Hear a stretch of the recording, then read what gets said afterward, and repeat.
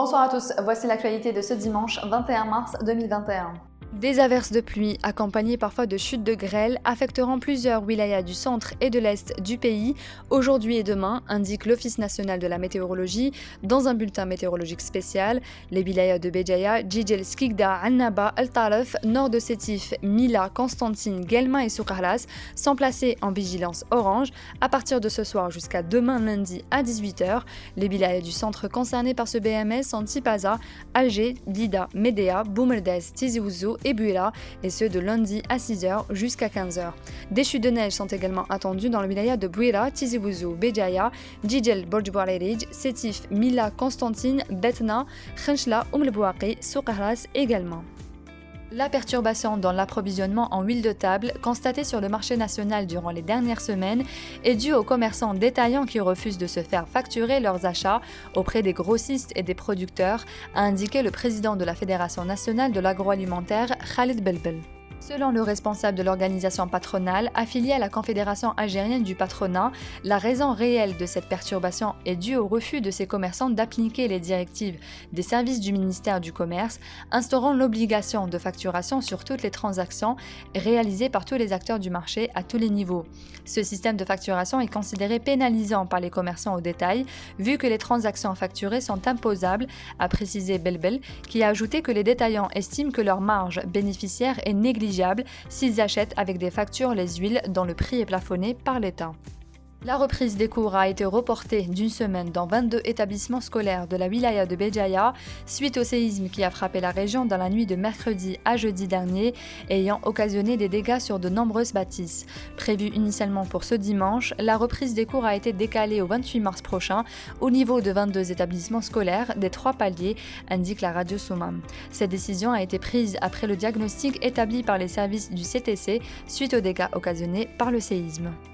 Le tribunal de Tipaza a décidé ce dimanche le report du procès de l'homme d'affaires Kamel Chekhi, dit El Boucher, au 4 avril prochain à la demande de la défense. Il s'agit du 5e report consécutif depuis la première audience du 17 janvier dernier. Kamel Chekhi est poursuivi au même titre que 3 autres accusés, un notaire et 2 employés, pour octroi d'indus avantages, réduction d'impôts et de taxes sans autorisation, abus de fonction et obtention d'intérêts de façon illégale. Le sélectionneur national Jamel Belmadi a arrêté une liste de 28 joueurs dans le cadre des éliminatoires de la CAN Total Cameroun 2021 et en prévision des 2 dernières rencontres face à la Zambie, prévues ce jeudi 25 mars et le Botswana le 29 mars.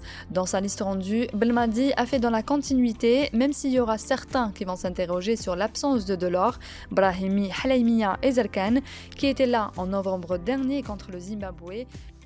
L'Assemblée générale des actionnaires de la SSPA de la jeunesse sportive de Kabylie a désigné ce dimanche Yazid Yalishen comme président du conseil d'administration en remplacement de Sherif Mellal, a indiqué Jafar Ait Mouloud, président du club sportif amateur CSA, actionnaire majoritaire du club, lors d'une réunion organisée au siège du CSA à laquelle étaient présents 11 des 15 actionnaires de la SSPA, un comité directeur composé d'Ait Mouloud, Rachid Azwaou, Ali Bouzoud et Ezlef Malik a été également mis sur pied pour seconder le nouveau président qui s'est engagé à présenter son projet dans les prochains jours et à travailler corps et âme pour réhabiliter le club.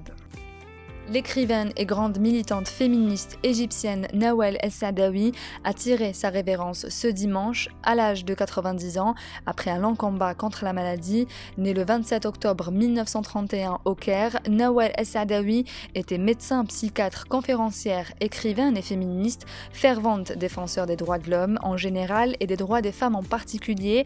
Elle est considérée comme l'une des écrivaines égyptiennes et africaines les plus célèbres et l'une des grandes figures féministes du monde arabe.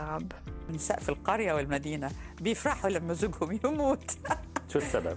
ليه القهر بتضيع السلطة المطلقة للرجل.